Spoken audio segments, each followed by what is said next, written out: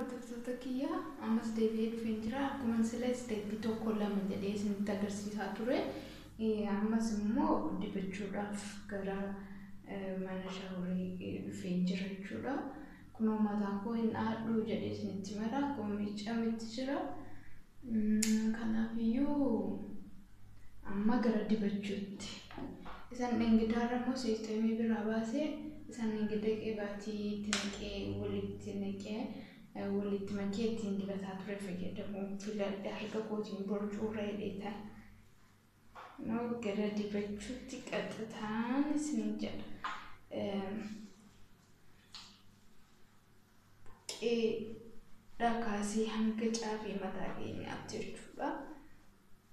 Qaxxitaa kan inni qabbanaamu yeroon kun ofii isaatii qabbaneena. Akka dhadhaatti qabbanaan isin jedha.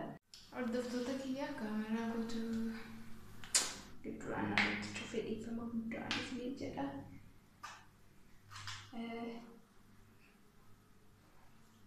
Dachuun koo ittuma fufa jechuudha. Buqqee kootii kaasee haga caafii mataa rifeensa kootiitti.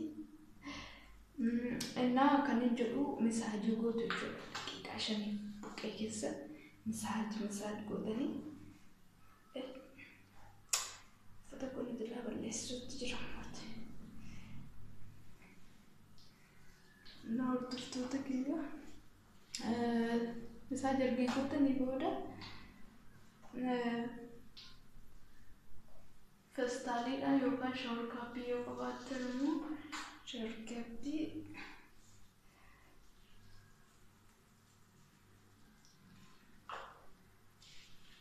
kaappii yeroo itti marattanii yookaan kaawwattanii sa'aatii barbaadanitti sa'aatii firii taayimii qabdanitti yookaan sa'aatii duwwaa taatanitti jechuudha. Dhiqattu jechuudha. Kun hordoftoota kiyyaa akkuma argitan bishaan illee fixatee jira. Yoo bishaan isin barbaachise hamma mataa keessan ga'u jechuudha. Bishaan keessaan fixnaan garuu bishaan baay'ee hin barbaadu waan ta'eef kun akkanatti wal qaba. Amma qaxxitaa maashiniitti naqaa jechuudha.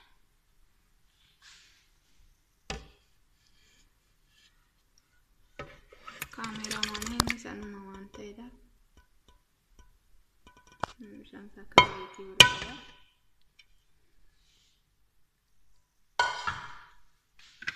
Maashiniidhaan amma budii isaaniitti naqaa jechuudha. Naa qabu hin jiru kaameraa. Kaameraamaaniin sanuma.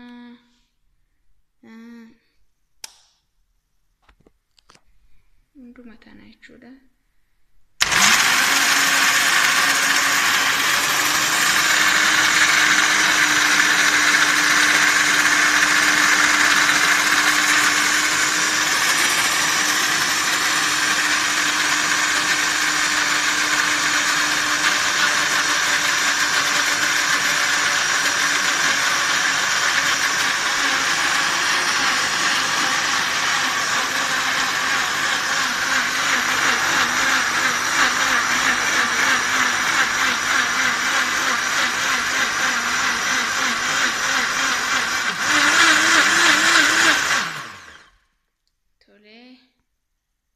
Kana fakkaata cuunfeera hordoftoota kiyyaa. Inni kuni buqqee keenyatti yeroo dibannu nu nyaata jechuudha. Keessaa yeroo nu filuu ga'u dide kanaafidha.